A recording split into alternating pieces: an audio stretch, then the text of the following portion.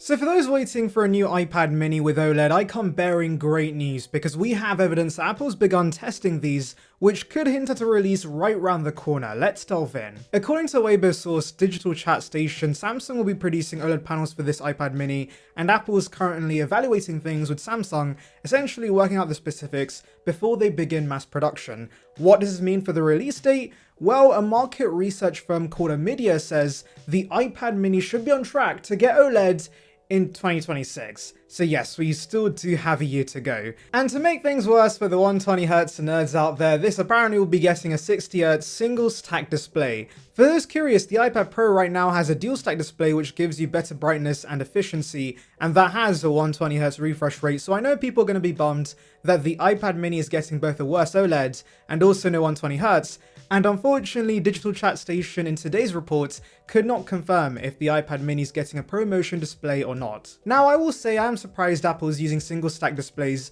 with the iPad mini. Back during the rumor cycle for the iPad Pro M4, one of the biggest reasons Apple was allegedly adopting dual stack displays was because it offered better durability, and that made sense because these displays were going to be used for years and years, and people hold on to iPads for years. And so to see Apple compromise on that and use single stack technology for the iPad mini is a little weird. Of course, I'm aware they likely want to differentiate the range, and so giving the mid-range iPads OLEDs with worse brightness makes sense, but I do have my concerns about durability, and so hopefully these will be just as long lasting as the iPad Pro displays. Now the introduction of OLED could also bring us other changes, like a thinner chassis and slimmer bezels. I think the iPad mini is already pretty compact as is, but obviously a lot of the iPad Pro's marketing material is focused on how thin it is, and people always go gaga for insanely thin products, and so I can see Apple flexing the same with a possible OLED iPad mini. Regarding thinner bezels, I'm not sure if they would keep the screen size the same at 8.3 inches but reduce the footprint,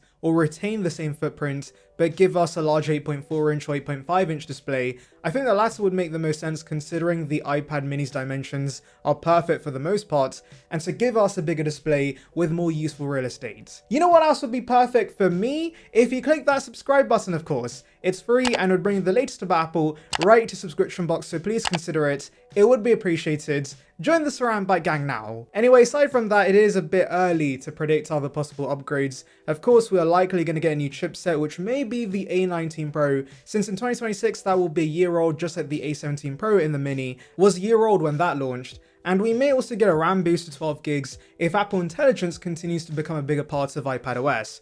Newer colours can be expected as always, and I'm hoping they're a lot punchier than the current pale shades. Now since we are quite a while away from this OLED iPad mini, I would not recommend waiting it out. It's very possible these rumours can be wrong. Apple made us wait 3 years to do a simple spec refresh to the iPad mini, and so there's always a possibility we end up waiting till 2027 or 2028 to get this OLED upgrades. Also, there is an odd part of this report because Omdia says the iPad mini could get OLEDs before the iPad Air, which would not make sense considering the mini is a cheaper iPad, so why would that get OLED first? Essentially, if you're in the market for a new iPad mini, the A17 Pro model is still very solid and has actually come down in price to around $399, so it's 100% worth buying if you do need a new iPad. And talking about pricing, I'm very sure this OLED iPad mini will get more expensive, and so it's not completely infeasible this could be $599 retail. So again, if you're not willing to put up with a higher premium for the OLED display, the current model is a great option. But let's actually talk about what I would like Apple to retain from the A17 Pro iPad mini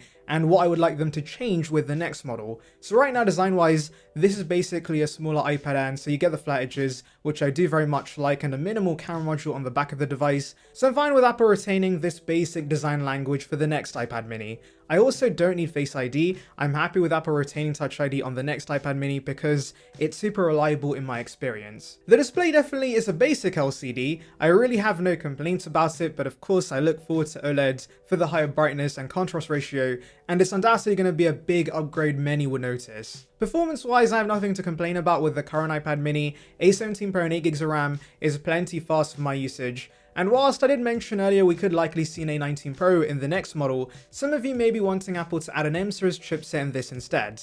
And I wouldn't be against that if it does give us access to one feature the current iPad mini lacks, which is Stage Manager. It's kinda weird actually, the A17 Pro iPad mini can run Final Cut but not Stage Manager, which if anything would make sense for editing since I don't think you're going to be editing on such a tiny tablet. You ideally want to plug this into a monitor, and so the next iPad mini supporting this with the better external display support would be nice. To be honest, I don't think you even need the performance of the M series chipset to run Stage Manager. Surely an A series Pro chipset should be perfectly fine, and so hopefully Apple expands this feature to non-M series chipsets. An upgrade in battery life also would be nice. The current iPad mini offers 10 hours of battery life like other iPads, and that is certainly good, but of course offering more would be nice for those pushing this iPad mini for their creative workflow. However, considering Apple refuses to give us any battery upgrades for any iPads, I have my doubts we're going to see this upgrade with the next iPad mini. I do hope we see software changes though, because the scaling of iPadOS could be better optimized for the iPad mini's display. Some things are comically small and there's weird padding on the home screen which is unnecessary. Accessories wise, I don't expect any changes with the next iPad mini because